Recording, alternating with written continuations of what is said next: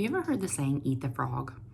It's basically the notion that the thing that you really need to do in a day, that one most important task, is gonna be also the thing that in your mind tastes the worst. This is the hardest to gulp back. Out of the 15 things that you need to do today, that one that you know is really important for future you to be the most proud of you, for you to get closer to like your deep to your heart goals, the thing that would make you the most happy. Those things are typically really hard for us to do. And we typically put them off and put them at the bottom of our list every time.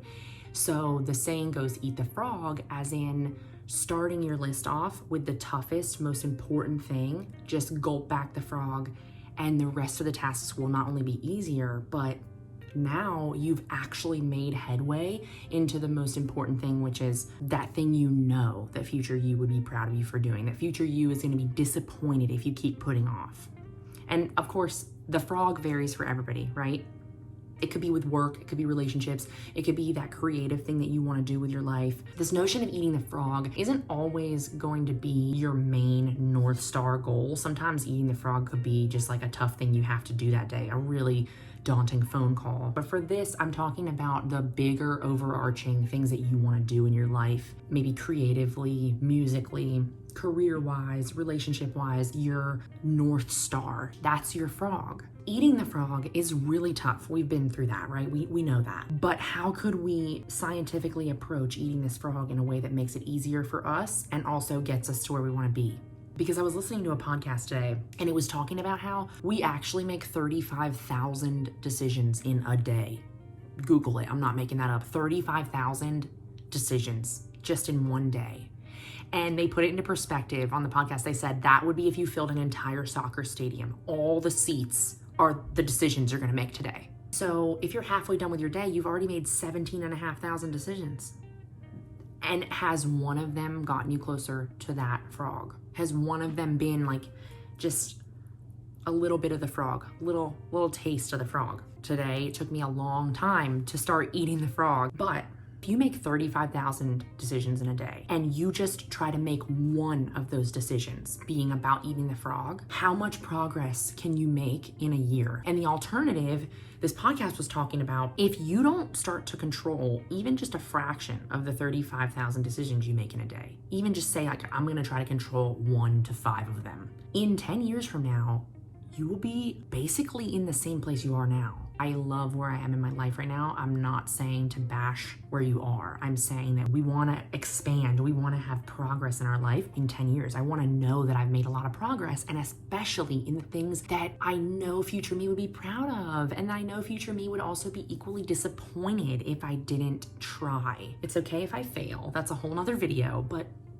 future me is going to be pretty disappointed if 10 years from now, I never ate the frog today at all. It's gonna be like, dude, what did you need? Like, it's not gonna get any easier or any harder, just one bite at a time.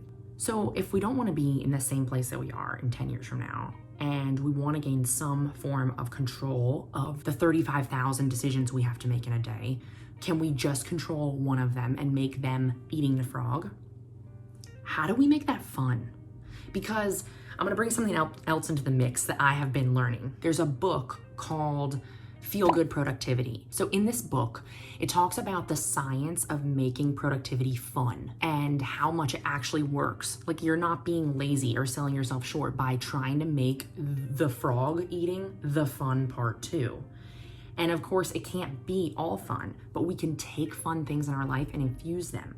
So think about it this way. It's kind of like when you don't want to go to the gym, but you like listen to a really good podcast, or you watch a show, or maybe you even read a book while you're working out, and now suddenly the workout is subdued and dampened by this fun thing you're adding to it. Feel good productivity. How can I make doing things that I don't want to do just a little bit more fun? Adding in a little bit of an activity in between, maybe taking a quick break and doing something fun, maybe lining up a bunch of chocolate chip cookies while you do the task and you just keep eating cookies, whatever it may be that makes it more appealing to you. The other thing that we can scientifically do to make eating this frog easier is break the frog down into small pieces. We could just eat the frog leg today. We could just throw that sucker in the pan, saute it, little finishing smoked salt, and then we just eat the leg, and then tomorrow we're good, right? Because we know we got leftovers, we got frog, and it's a little bit easier to get to that tough thing tomorrow because we already ate some leg today. Turns out it wasn't even that bad. There you have it, okay? Ow. My point here is how can we make ourselves happier, not just today and tomorrow, but like 5 years from now, 10 years from now? How do we make sure that we're happier with what we're doing in our life? Eating the frog is going to make us happier long term because we're actually going to be taking action towards the thing that is important to us and not just putting it at the back burner of our list of to-dos. And then the two ways that we can scientifically make eating the frog easier and less disgusting, less distasteful in our mind is number one, adding some type of activity, background noise, colors, scents, vibes, whatever to the mix, scientifically proven to make productivity more fun and more doable for you. And the second thing is to break the frog down into bite-sized pieces. We don't have to eat the whole frog today because if eating the frog is inherently our problem, then maybe we just need little baby bites. And maybe it'll be fine because we'll have frog leftovers for the next 5 days. So toast to us, toast to our dinner tonight because I know what's on the menu and it's frog.